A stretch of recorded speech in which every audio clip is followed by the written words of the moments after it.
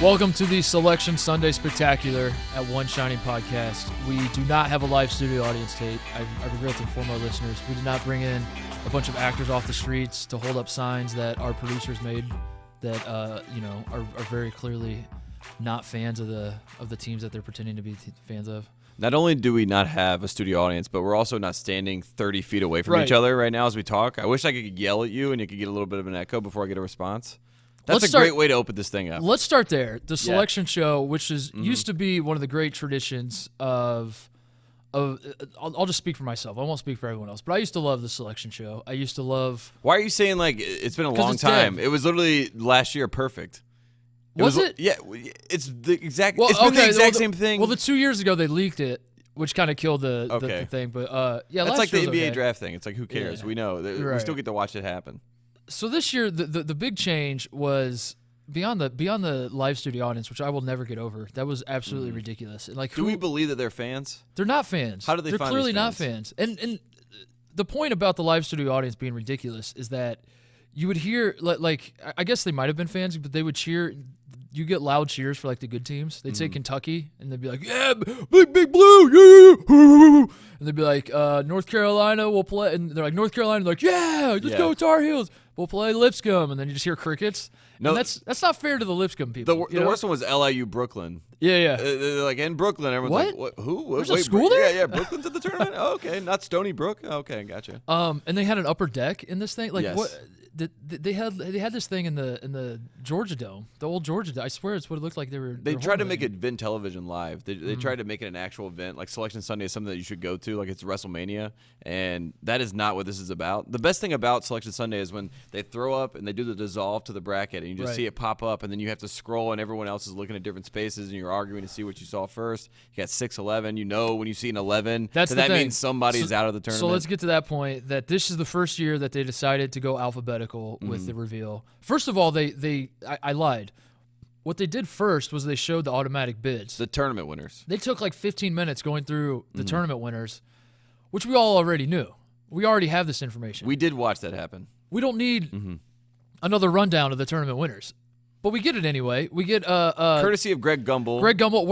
With his mouth is not synced up to the actual video. We're on like a 3-second delay with the audio. Greg Gumbel making jokes about Wolfpacks. You got to be careful out there, folks. Yeah, a lot of Wolfpacks out there. A lot of Wolfpacks. But you brought up the good point. The reason this was frustrating is because you forgot like who was on the bubble, and you kind of.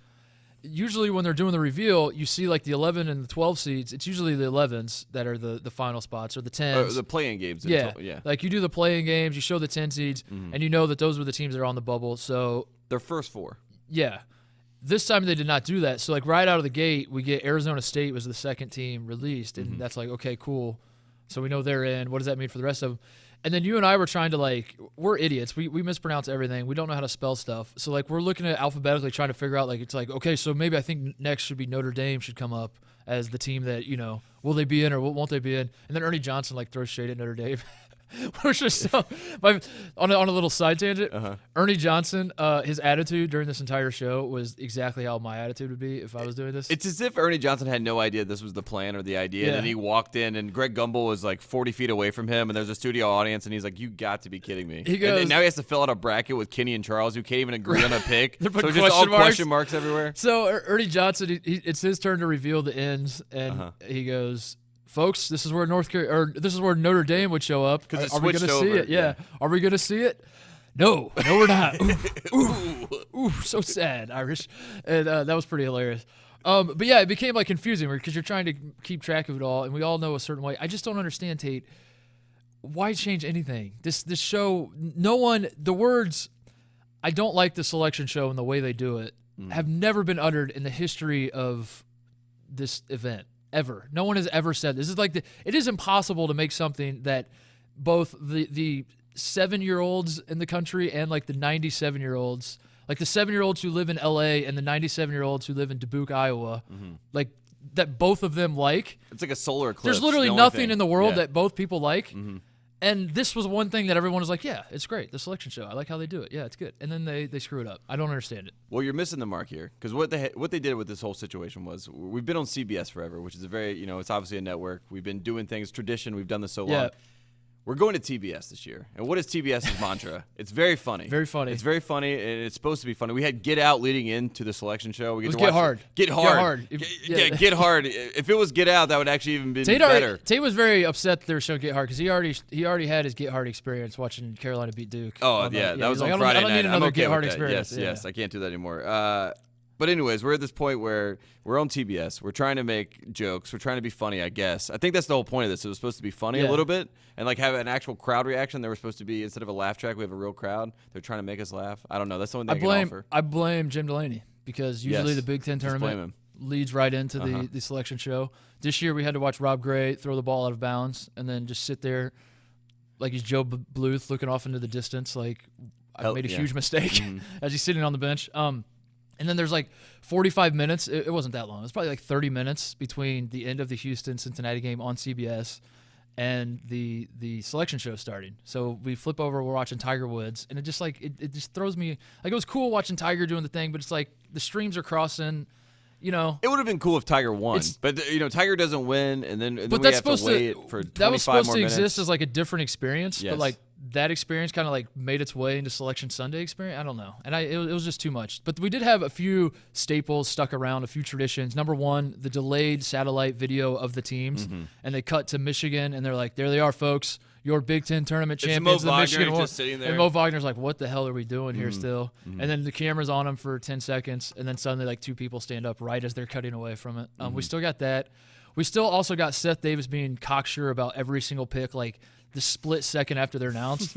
He's like, Kansas Penn, Seton Hall. I like NC State going to the Elite Eight in this one. And like, it's might as well lock it in. Houston to the Elite Eight. Yeah, great matchup for Houston. I like them go to Elite Eight. Virginia going to Elite Eight as well. Virginia over Houston. Okay, that man fills out his bracket faster than anyone in the country. If you're not first, you're last. That's Seth Davis. So we still got that, but the selection show as a whole, complete disaster. You and I were thinking about doing like a live video or something. I think we played it smart by not doing anything. I think we got to get the people like very pissed off. You know what's happening right now? A lot of discussions going on. Like we need a change. We need something fresh. Can we get some fresh voices out there? Maybe can we get a guy who cheers for a team that goes to the national championship every year? Can we get a guy who also played basketball at Ohio State like I did? I don't know if I got my Kevin O'Neal going on for those of you watching this. Yes, Kevin O'Neal. I got my 3 championship rings I'm wearing right now. I busted impressive. Those out. I'm not going to lie. I'm pretty. So they're going to be looking for something new. Yeah. And I don't know. This might work These out two well. guys right here. Charles Barkley, how many games has he watched this season? None.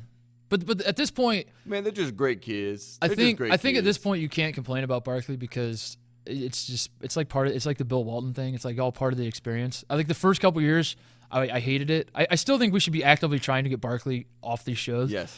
But since that's not happening, totally fine to be off these shows as well. But since it's not happening, I think like at this point it's like, listen, Barkley's going to call tournament, or he's going to be in the studio all tournament. Just accept it this year.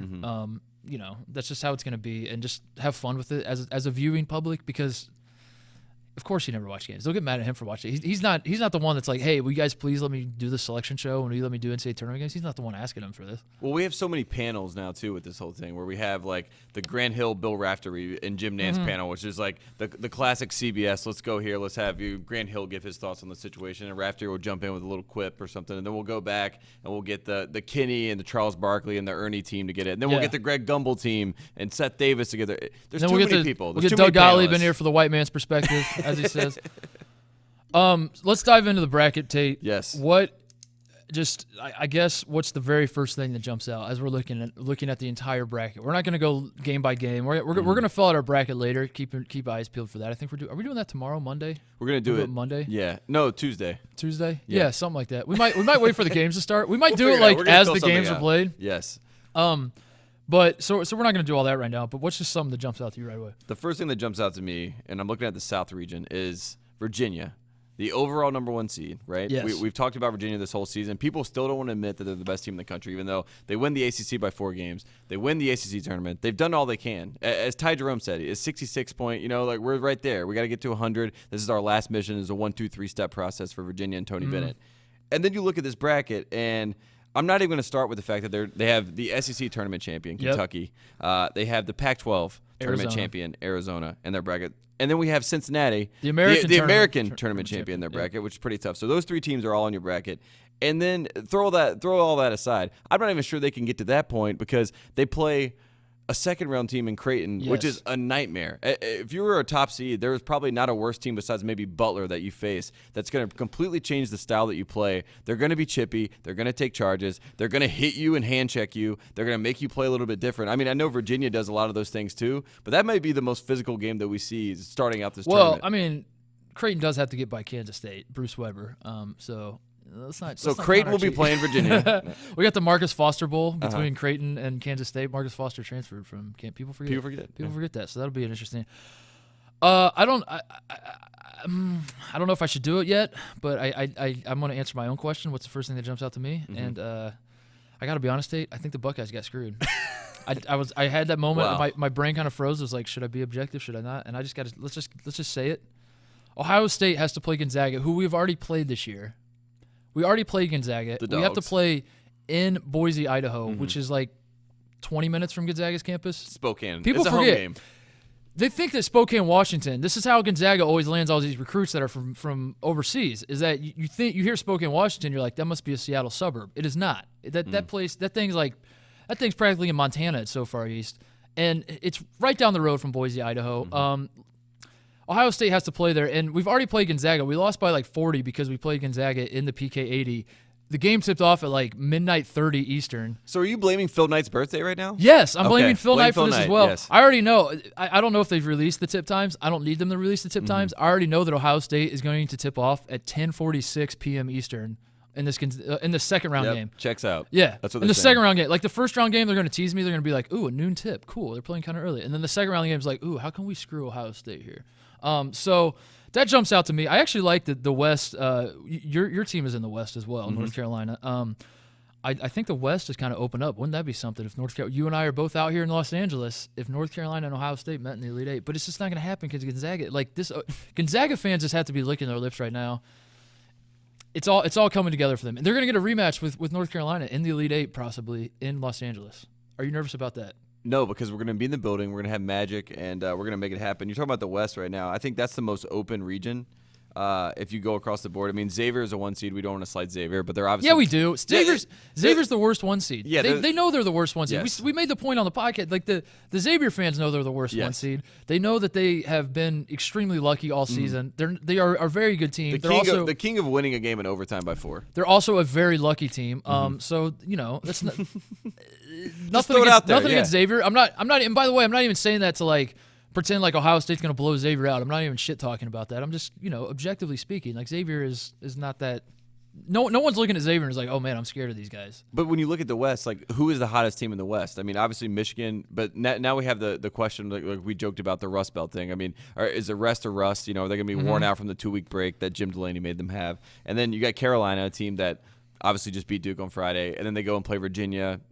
Proves out that Virginia is the best team. That they don't play that great against Virginia. You see some vulnerabilities there, so that's not necessarily the pick. And then Houston is the team that I think everyone's going to point to in the West, where they're like, okay, I love Kelvin Sampson. They're maybe a little underseeded. I've watched them play. Rob Gray's a star. And I think it's the sexy pick that everyone's going to make, and I don't think it's the right pick. I think it's one of those things where Houston right now is like a hot team, so everyone's on them. But that's a pretty bad draw. San Diego State is a pretty good team. Yeah. And I could totally see San Diego State upsetting Houston early. And a lot of people are going to jump on Houston because they're like, that's the hottest team in the West, and I just think that's going to be wrong. Well, no, Michigan. So the that was me being Seth Davis. Yeah. You're just jumping. I'm out on Houston. So I see this, and then this will happen, and this will. Yeah. The Michigan thing is very, very interesting. I think Michigan, pretty obviously, not even just because of their seeding. I'm kind of making a chalky comment here to say that Michigan is North Carolina's biggest threat to make the Elite Eight at least. But Michigan, they're playing very well. But like you brought it, it's not even just the rest versus rust thing. Michigan's had a full week off. My question is if you actually look at how Michigan played in those games, this Michigan team was taken to overtime by Iowa in the Big Ten tournament. And people are sort of pretending they're just red hot and they're great. And I've said on here before that I do like Michigan. I like that they play defense, that this team actually plays defense. I like the pieces that they have. But the narratives with the NCAA tournament are so easy to get carried away and just be like, well, last year Michigan won the Big Ten tournament and they were very hot, and then they beat Louisville and they kind of had that run, and Beeline's kind of had a good run. This is a completely different team, completely different matchups. We don't, so to say that I think is I think basically what I'm saying is a lot of people are going to pick Michigan to go very far, and they might, but it wouldn't surprise me at all if even Michigan lost to Montana. I hope that doesn't happen. My crazy thing to watch out for Michigan and North Carolina if they were to play and meet up is that Chris Webber is obviously on the broadcast. Ooh, Woody Durham. Will they put Chris Webber on the call of Michigan, North Carolina? Because we know he doesn't like to think about that or ever talk about that. And will they play the call of Woody Durham? Because then it would all come together if that all happens. I'm actually cheering for that now. Michigan, that would be Michigan, North Carolina, Chris Webber on the call. That would be a Sweet 16 game. Ohio State got a 5. I was actually rooting for a 6. I think we should explain this to listeners. Yes. So, as you're filling out your bracket, you might hear a lot of people talk about the 5-12 upset. That's like the big one that people feel like watch they're out geniuses. for those 5-12s. The 5-12 upset special. And the reason is, and this is going to sound condescending to people that actually follow college basketball, but there are a lot of Johnny-come-latelys that are tuning in, Tate, trying to listen to us talk about this. The reason this is because like the 12 seeds are always like the mid-majors that are the automatic qualifiers, but they wouldn't have made it in unless they won their conference tournament. So they're all very hot. Davidson. Yes, Davidson is a great example. Davidson was not making the NCAA tournament until they won the A-10. So that's what you get with the 12 seeds, are like these underdog teams that got hot, won their conference tournaments, are coming together at the right time. And usually the 5 seeds, and in Kentucky's case, it's kind of a bad example because you brought up Davidson. Kentucky's a bad example because they actually won their tournament. But usually the 5 seeds are the teams that like were good and are slowly fading away, like Ohio State, for example. Clemson, for example. Ohio State was ranked 8th in the country like 2 weeks ago, and now you realize we can't even beat Tony Carr, which by the way, great. I looked at the bracket. Penn State didn't make it. We have a chance. I like that. Tony Carr in the NIT, though.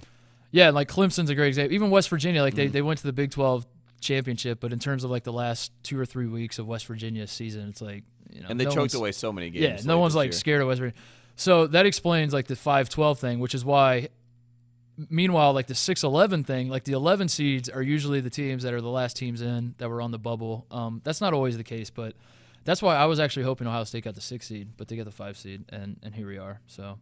What else jumps out to you? Another game that really jumps out to me is Villanova, obviously the 1 seed, talking chalk here, but the Wildcats go to the East. They get the 1 seed. Everyone's super pumped about them playing, Radford or LIU. Everyone's already saying that they are obviously the favorite to come out of the East. But you look at that 8-9 matchup that they drew, and it's like Alabama versus Virginia Tech. Like Justin Robinson versus Colin Sexton. Those are 2 guards that can take you deep in a tournament. And for Villanova to have to play them, Justin Robinson, if someone were to come to me and say, who is Justin Robinson of Virginia Tech, I would say he's the Jalen Brunson of Virginia Tech. Like he's exactly like Jalen Brunson, but he plays at Virginia Tech. And they could play them in the second round and could easily upset them. And Villanova last year, we watched this with Wisconsin. We saw a team that came in that was maybe not so great, but had some pieces.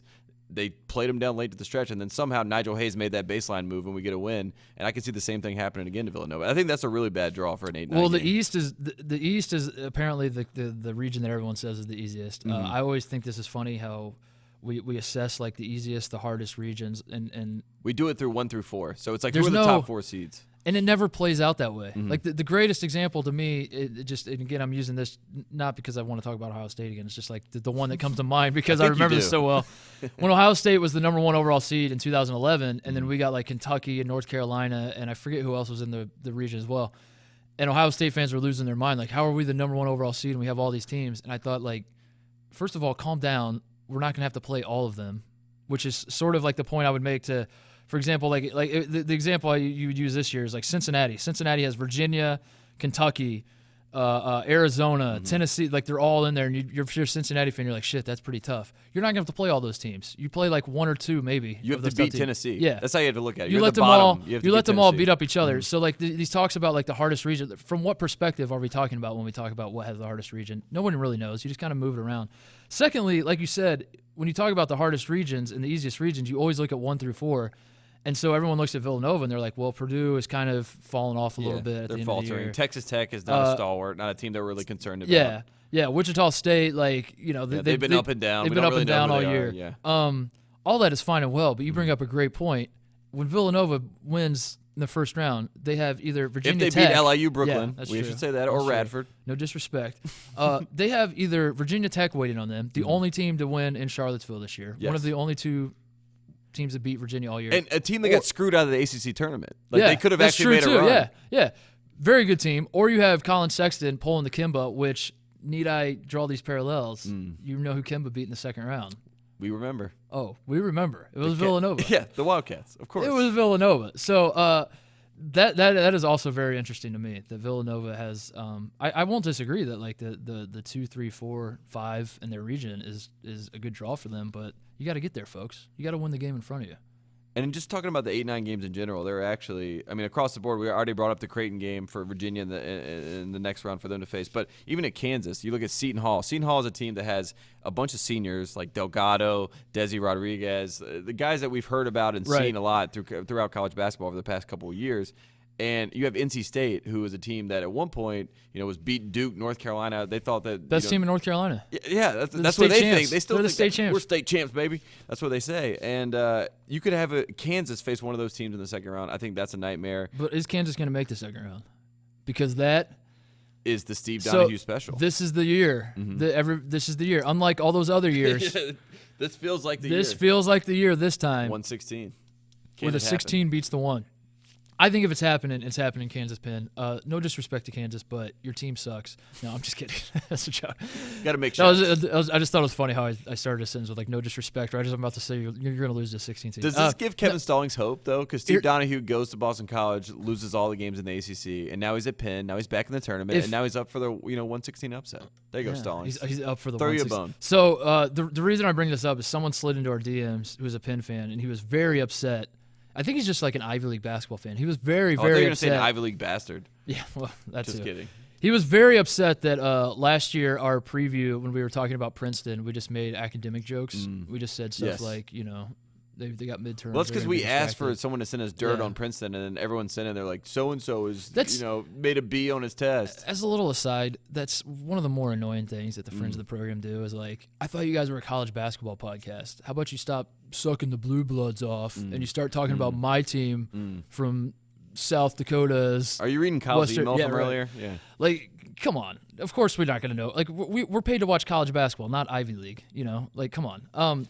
But this guy slides in, and he's like, listen, I know you don't know shit about Penn, so let me fill you in. And he says Penn shoots a ton of threes. He says they have 8 guys this year, and all this could be bullshit. Who knows? It could have been Kyle on a burner account. Like, just seeing if he could get me to say this on the air. He said they have 8 guys who have scored 20 points in a game this year. 8. That's a lot. That's a lot of guys. That's like more guys than Mike Krzyzewski even plays. So Penn shoots a lot of threes. Kansas shoots a lot of threes. Yes.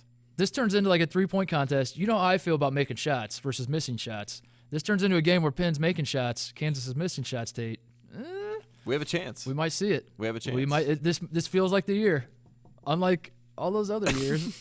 The other thing that stands out in the Midwest is either Dan Hurley, who everyone thought got his brother knocked out of the tournament. He did not. Arizona State made it. But I'm going to talk about this right now. Yes. So basically, Davidson wins the Atlantic 10. They beat Dan Hurley in Rhode Island. No one has ever said a bad word about Dan Hurley. And if anyone can find someone saying a bad word about Dan Hurley, please share that with us because that happens. Davidson wins. Therefore, they are the A10 automatic qualifier. We saw that when we opened up this show.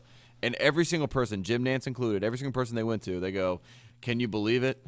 Davidson taking a spot from someone. No, Davidson is not taking a spot. Davidson got the spot that Rhode Island should have gotten. They got the automatic spot. Rhode Island is now taking the spot. So Dan Hurley could have taken Bob Hurley's spot. Luckily, both Hurleys are in. And now Coach K is going to coach against Dan Hurley and be like, he's better than Bob Hurley and try to pull him down to the dark side. Pull him down to Duke. No one wants to say a bad thing about Dan Hurley. No one wants to say about any of the Hurleys. No, like I haven't even heard anybody. I mean, you talk about like Arizona State was on the bubble, and you hear the bubble talk. But who has been like, how the hell did Bobby Hurley get a team ranked 3rd in the country and then almost miss the NCAA tournament? Has anyone said that? No. Or is it just not like, yet. well, folks, are they going to put Arizona State in? We don't know. What's going on with the Hurley family? And the talk about the UConn job, like everyone's talking about how Dan Hurley's the man, as though the Crean-assance is not happening right in front of our eyes. Like Tom Crean has Tom Crean's like worst years at Indiana. Just run laps. That's not true, but Tom Crean is such a better coach than Dan Hurley. They're definitely. What are we talking about? They're gonna have billboards up like "Welcome to Stores, Dan." Yeah, like they're already calling it. They're like, we have to get Dan Hurley. I mean, the way they talk about Dan Hurley, like if you didn't follow college basketball and you go look this guy up, you'd be like, shit, he must be. He must have been going to the Elite Eights and he must have just been rattling off conference titles. What has he been coaching for 15 years? Just like no, he won the A10 tournament last year. Yeah, he won once. he's had a couple years in a row where he's won 20 games. Okay, hot young coach, hot young 48-year-old coach. Yeah, let's bring him in. We gotta have him. But anyway, calm down, Rhode Island UConn fans are going to be upset that we're making fun of Dan Hurley. Rhode Island plays Oklahoma. Trey Young. Trey Young makes it in. Mm-hmm. The winner will likely get Duke. I say likely because Duke has to still beat Iona. We don't know. We'll see how that goes. It's happened before. 2-15. People forget. But that has my attention. Rhode Island versus Duke, interesting. Trey Young versus Duke, even more interesting. There is no way that Trey Young gets to Duke. Right. There is no world in which Trey Young gets to Duke. In the world of Charles Barkley, he didn't deserve to get in the tournament. That's what he said on national TV. He said Trey Young and Oklahoma did not deserve to get in the tournament, even though he leads the nation in assists and scoring, obviously. That's always the caveat when they say mean things about Trey Young. They go, I know he leads the country in assists and I know that points, he's literally doing things but that I can't stand him. It's no one has ever done ever in the history of the sport. However. It's like that's not very kind. But, yeah, I think that's a great draw for Rhode Island because they're a disciplined team. Oklahoma's going to look lost. Poor Trey Young. I would love to see Duke have to play because there would be so many one-and-dones on the floor. I mean, it'd be NBA scouts everywhere. Yeah. They'd lose their mind to watch that game. But I don't think we get to see that. Michigan State's kind of sneaking in there at the 3 seed. I didn't even realize they were in the Midwest. Bucknell, Michigan State is kind of Bucknell, though? You got the Bucknell spot. Yeah. Watch out for Bucknell. Kansas knows. Kansas does know. Virginia did avoid Michigan State. That's a big win for Virginia. They're not in the same region as Michigan State. They also avoided Florida, who's kicked their ass a couple times in an NCAA tournament. Anything else jump out to you? Just Tigers on Tigers. We're going to get Clemson, Auburn, possibly. Yeah. Clemson is one of those teams that has they struggle. For whatever reason, it always seems like they're a 5 seed, and that's going to be a tough matchup for them against New Mexico State, a good young team. And then, of course, Charleston, Auburn. I think Bruce Pearl. We haven't talked about him enough on this podcast, and we're not going to continue to talk about him. Mike Pearl as Mike Pearl as Greg Gumbel goes, and of course Mike Pearl is in such a great. Maybe this is his new persona. We'll just call him Mike Pearl. The best, Mike Pearl's not the bag dropper. He's the guy who's reinvented his image. Yes, he saved Auburn basketball. Greg Gumbel they're showing the automatic qualifiers on the screen right in front of him on this massive, just like 20 feet high, 60 feet wide screen. They have all the automatic qualifiers up there. And Greg Gumbel's looking off his note cards, reading like who these teams are. Like you're showing like the North Carolina logo, and he's like, "What does that mean?" It says here North Carolina. All right, Northern Colorado is in. Coached by Ron Williams of North Carolina. Good job, North Carolina. One thing I jumped out, we have not mentioned the Michael Porter Jr. situation. That was my point about the 8-9 games. That's the other 8-9 game that we didn't mention yet. Missouri. 8-9 Missouri, Florida State. But with Xavier, who we don't necessarily believe in, like I am, by the time Thursday rolls around and it's time to fill out my bracket, I am going to talk myself into Michael Porter Jr. going to the Sweet 16 and then playing Ohio State. And God, dude, this is gonna hurt. I just put all this together. This is you're gonna lose to Porter Jr. Yeah, you think? Yeah, no, I was talking shit about Michael Porter, and now. I think you're going to be okay. I think you're going to be all right. I think Mike Dom's going to have something to say about that. Mike Dom.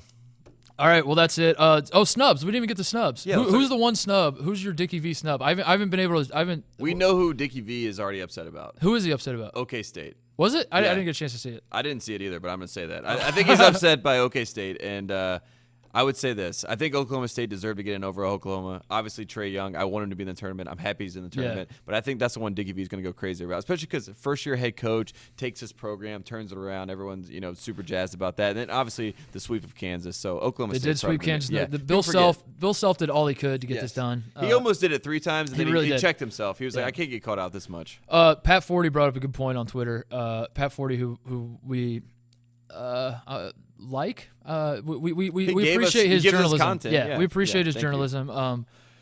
He did some more journalism, connected the dots on this, Tate, that Louisville, USC, and Oklahoma State were all in the bubble. Mm-hmm. They all missed the NCAA tournament. They all are linked in some way or another to the ongoing FBI. I got my FBI jacket on. Yeah, that's right. You're actually involved now. They're all linked to the FBI investigation. Do you think there's a conspiracy at play, or here's our alternative? Those teams just suck. I think the latter. I will say USC is the one team, and I know we got the Bland situation and everything, and it's not a Bland situation at all. But I think USC, they should have gotten in, and especially seeing them play Arizona. It's like, oh, aren't they the second best team in the Pac-12? And then you see Arizona State that finished, 9th in the Pac-12. How about Middle Tennessee State? USC. I feel like we're recording this podcast like right after the bracket came up, so we didn't get a chance to watch all the digestion, if you will, of where the coaches call in. It's like now Coach K's on the line. He's like, how's it going? So I don't know who Dickie V's writing for, but I also feel like Middle Tennessee State is an easy pick because it's like the smaller school. It's the anytime you're going to bat for the smaller school, no one's going to be upset that you're doing that. But the funniest thing about the Middle Tennessee thing, nobody knows a single player on this team. Nobody knows anything about this team except like the bracketology nerds. Like Lunardi, if you're one of those guys that lives in the bunker and are crunching the numbers on this, you might know. But all of the guys like us who just watch the games and riff on it, the talking heads, nobody knows shit about Middle Tennessee State except that 2 years ago they beat Michigan State, and that's like sort of this lingering thing where it's like, oh come on, watch out for Middle Tennessee. What? Yeah. They won how many games and they're not getting in? We already saw 2 years ago with a completely different team against a completely different Michigan State team that they could win in the NCAA tournament. Why would you not put them in? Which is hysterical. I love that there's this some sort of promotion relegation system at play where like if you win a game like George Mason, if George Mason 30 years from now George Mason's on the bubble, they'll be like, well, you got to remember in 06 they showed that they can do it. Yeah. We still got to give them a chance. They beat them. Yeah, but that was interesting to me. That's very interesting. Also, Louisville didn't make it in. I was going to do a little pour one out for Dave Padgett. His interim time. The worst thing about Dave Padgett this whole year is that every single time he got interviewed, whoever was writing up his title card when it came up, they had to type out interim head coach every single time. And I felt bad for Dave. I was hoping that they were going to strip that title at some point. They obviously don't. Louisville doesn't make it. And then Notre Dame, the end of Bonzi and Matt Farrell. I didn't want to talk about that. And Pfluger. That one hurts. That one hurts. I knew it was going to happen. Yeah. I was sort of holding out hope that maybe they would factor in the injury, the Bonzi Colson injury. Maybe they would 8 weeks. Maybe they would forget that he played against Ball State and when they lost at home and like assume that was also he was out there. Well, he wasn't 100%. Yeah, he wasn't 100%. That's the he had the Porter Jr. He was 65% of 100%. Yes. But no, it didn't work out for Notre Dame. I still think all these teams should have gone in. I will always take the Dick Vitale approach. I think Louisville, USC, Oklahoma State, Middle Tennessee, Notre Dame, even Baylor. We haven't brought up that. Is Scott Drew going to be a good coach in the NIT? We don't know. I think all of them should have been in. If you ask me who would I take out, I would say nobody. I would say let's just move this tournament and have just add more teams. Let's just have 80 teams. Add more events, add more revenue. Just keep doing it. Get to $1 billion. They're almost there. Get to $1 billion teams. Let them all in. Yeah, so that's it. That's all I got. You got anything else? Shout out Jim Boeheim. He did it. Jim Boeheim did get in. As much as we, have talked about all these old coaches and the changing of the guard and new young guys like 48-year-old Dan Hurley, people forget that Jim Boeheim is over 70 years old. He's an old man. He got snubbed last year, and no coach over 70 has ever won a title in the NCAA tournament. Even if he didn't look, it's time for Boeheim. Even if he didn't look like he was 70+ years old, the fact that he just picks his nose on national television and does not give a single shit that he's caught on camera just tells you that he's old. Just like that's just an old guy move. He's like, I'm too old to care. I'm just gonna pick my nose. He's just trimming his nose hairs and he's just counting these checks. And he's gonna bring Syracuse back. They play. So they have to go to Dayton. Syracuse, Arizona State. It's play in the playing game. They should have done Oklahoma, Arizona State. Yeah, that's the game everyone wanted to see in the playing game. Do you deserve to be in the tournament game? So we have our bracket challenge, One Shining Podcast, on Yahoo. We are using Yahoo because we support good journalism, not those other people at that other place that botched a certain investigation. Tate and I are taking a stand. We take our profession seriously, so we have chosen to use Yahoo, and it has nothing to do with the fact that they dropped a bag and sponsor our podcast. It has nothing to do with that. It's just we just respect good journalism. It's integrity. So yeah, check out the Yahoo group that we started. We are doing that again for those of you who are new and haven't heard us say this before. If you win our group, we'll let you come on our Duffies, our award show. We're calling the Duffies, and give an acceptance speech. I'm going to win that. I'm going to just turn your mic off for 2 minutes and just talk. That's what this podcast usually is. Yeah. You're not wrong. Kyle's back there laughing. Kyle loved that. Kyle's clapping. He's like, yeah, thank God. Kyle, why don't you chime in? Oh, that's right. You don't have a microphone. That's great. You got a boom mic. Kyle, where's our merchandise, you son of a bitch? Why don't you get to work on that? Where are our stickers, Kyle? Yeah, Jesus, Kyle. So check out the bracket group. Join our bracket group. Again, Tate and I are not going to join until we feel like we have a respectable group. We're sure shit not attaching our names to something that looks like garbage. So please make our thing respectable so we can actually promote this thing. No, join the group. We will have fun. We will be back all this week, all throughout the tournament. We're going to be just pumping out pods, so just keep checking your podcast feed for an update because we're going to pretty much do a new one every single day. We're going to do one. What's the next one we're going to do? Tuesday? Yeah, we're going to actually take some time and instead of doing the Seth Davis and instant reaction, we're going to actually think about this stuff and all that sort of thing. So check that out. In the meantime, save the crew.